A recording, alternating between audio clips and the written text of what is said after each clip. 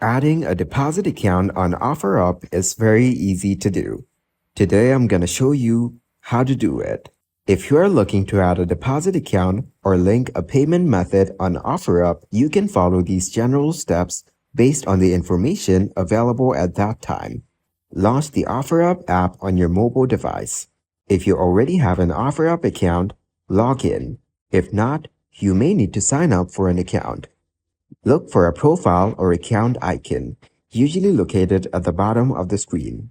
Tap on it to access your account settings. Within your account settings, there should be a section related to payments, deposits, or linking a bank account.